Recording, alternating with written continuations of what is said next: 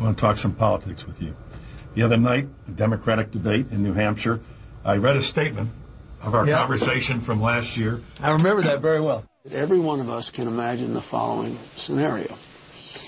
We get lucky and we get the number 3 guy in Al-Qaeda, and we know there's a big bomb going off in America in 3 days, and we know this guy knows where it is. Don't we have the right and the responsibility to beat it out of him? They could set up a law where the president could make a finding, or could guarantee a pardon, or could guarantee the submission of that sort of thing post facto to the intelligence court, just like we do now with wiretaps. Now, I didn't tell Senator Clinton, who had made that comment to me.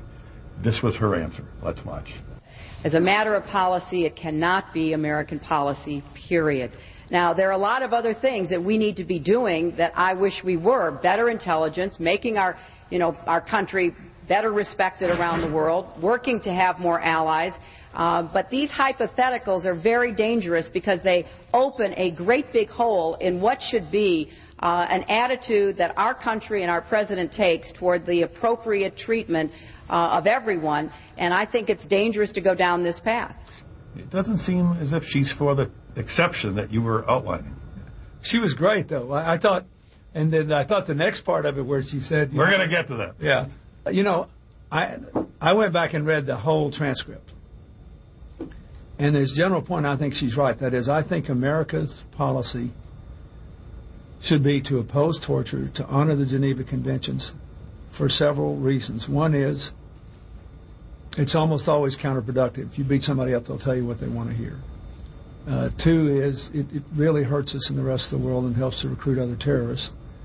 And thirdly, it makes our own people vulnerable to torture. You know, there's a 1 in a million chance that you might be alone somewhere and you're Jack Bauer on 24. That's the Jack Bauer example, right? It happens every season with Jack Bauer, but in the real world, it doesn't happen very much. If you have a policy which legitimizes this, it's a slippery slope, and you get in the kind of trouble we've been in here with Abu Ghraib, with Guantanamo, with lots of other examples.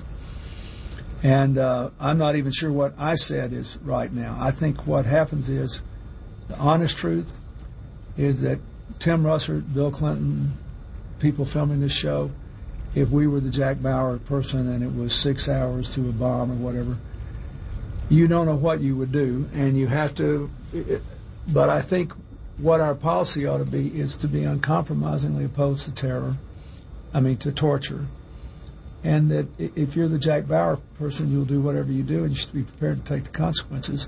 And I think the consequences will be imposed based on what turns out to be the truth. I think there are a lot of areas in life where you don't, but I loved how she handled this whole thing. I guess you want to show the rest now. but not have a formal exception. Yeah, I don't think you should now. The more I think about it, and the more I have seen that if you have any kind of formal exception, people just drive a truck through it, and they'll say, well, I thought it was covered by the exception. I think it's better not to have one.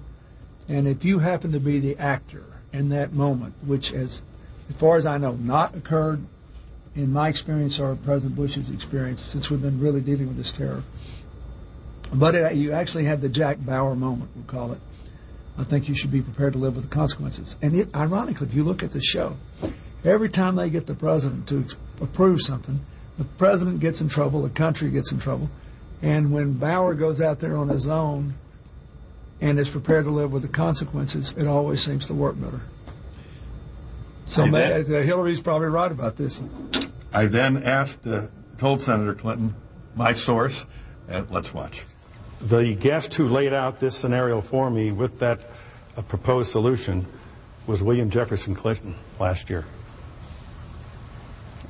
So he disagrees with you. Well, he's not standing here right now.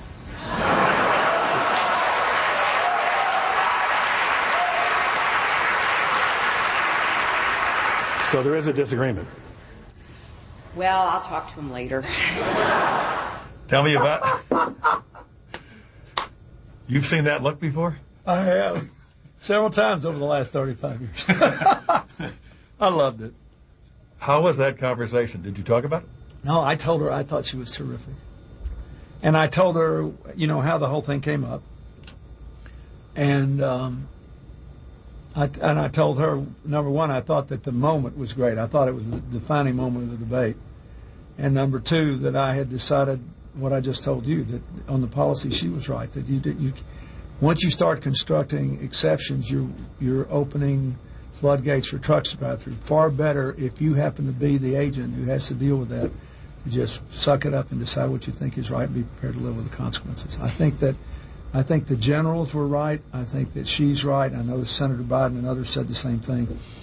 But the main thing is she had a chance because of this moment to demonstrate what I know to be the truth, which is she's perfectly comfortable making these national security calls and others, even if she has to disagree with me and other people with whom she has broad agreement and for whom she has great respect. That's what you want a president to do. You want him to listen to everybody and then decide, and you want to have confidence that they will execute their decisions with conviction. And I just loved it. Plus, it was funny, that you showed that. But I was really proud of her. It was good. What would your